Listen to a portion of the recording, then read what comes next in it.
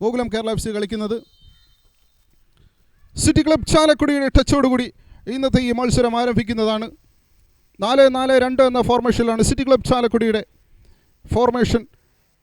മത്സരത്തിൻ്റെ തുടക്കത്തിൽ തന്നെ നല്ലൊരു ലോങ് ബോൾ നൽകിക്കൊണ്ട് മത്സരത്തിൻ്റെ ആധിപത്യം സ്ഥാപിക്കാനാണ് സിറ്റി ക്ലബ് ചാലക്കുടി ലക്ഷ്യമിടുന്നത്. ഈ മത്സരത്തിൻ്റെ തത്സമയ കളി വിവരണവുമായി ഞാൻ അഭിലാഷ് PM. മുൻ പിങ്ക് പാന്തേഴ്സ് FC താരം കൂടിയാണ്. ആരതിയുടെ ഒരു ക്രോസ് വരികയാണ്, ഒരു ഹൈ ക്രോസ് ആണ്. നേരെ സ്നേഹ ഫെലിക്സിൻ്റെ ഒരു ക്ലിയറൻസ് നമുക്കവിടെ കാണാൻ സാധിക്കുന്നുണ്ട്. ഇപ്പോഴും പന്തിനായുള്ള കൂട്ടപ്പൊരിച്ചിലാണ് അവിടെ. ഹർമിലൻ കാണും, ഒരു ക്രോസ് വരികയാണ്. ഫസ്റ്റ് ടൈം തന്നെ ഒരു ഷോട്ട് എടുത്തുകൊണ്ട് മത്സരത്തിൻ്റെ തുടക്കത്തിൽ തന്നെ ഗോകുലം കേരള FC ലീഡ് തുടരുകയാണ്. ദർശിനി അടിക്കുന്നു ആദ്യത്തെ ഗോൾ. ഇതോടുകൂടി മൂന്നാമത്തെ ഗോളാണ് ഈസ്റ്റ് കേരള വുമൻസ് ലീഗ് 2024-2025 സീസണിൽ ദർശിനിയുടെ പേരിൽ കുറിക്കപ്പെടുന്നത്. കഴിഞ്ഞ ഒന്നാം പാദത്തിൽ എങ്ങനെയാണോ ദർശിനി ഗോൾ കണ്ടെത്തിയത് അതിന് സമമായാണ് രണ്ടാം പാദത്തിലും ദർശിനി ഗോൾ കണ്ടെത്തുന്നത്. 3 ഗോളായി കുറിക്കപ്പാണ് സിറ്റി ക്ലബ് ചാലക്കുടിയുടെ ഭാഗത്ത് നിന്ന് കാണാൻ സാധിക്കുന്നത്. അങ്ങനെ ആരതി മുന്നിലോട്ട് കയറി വന്ന ഒരു ക്രോസ് നൽകാനുള്ള ശ്രമമാണ്. അവിടെ നിന്ന് നേരെ ബേബിയിൽ നിന്ന് നേരെ ദർശിനി ചെറിയ വ്യത്യാസത്തിലാണ് പന്ത് പുറത്തേക്ക് പോകുന്നത്. ഒരു ഗോൾ കിക്കായി മാത്രം മാറുകയാണ് അവിടെ. പ്രിയങ്ക തീർത്ഥലക്ഷ്മി മുന്നിലോട്ട് കയറി വന്ന് ഒരു അപകടം സൃഷ്ടിക്കാനുള്ള ഒരു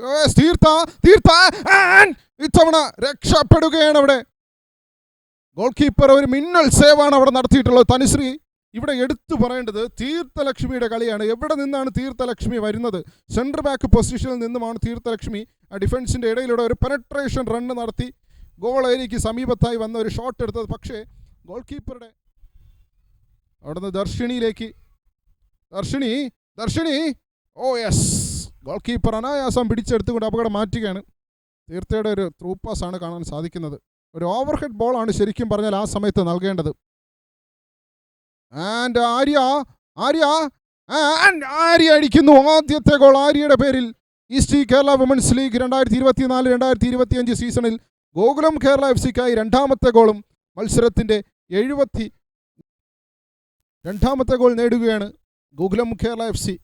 മികച്ച രീതിയിലുള്ള മുന്നേറ്റം നടത്തി തന്നെയാണ് ഗോൾ ഏരിയയിൽ നിന്നുകൊണ്ട് തന്നെ മറ്റേയാൾ ഡിഫൻസീവ് മിഡ്ഫീൽഡർ മടങ്ങി വരാൻ അവിടെ നല്ലൊരു പെനട്രേഷൻ പാസ് കൊടുക്കാനുള്ള ശ്രമം അവിടെ ഉണ്ടായത്. പക്ഷേ ആര്യ ഇടപെടുകയാണ് അവിടെ.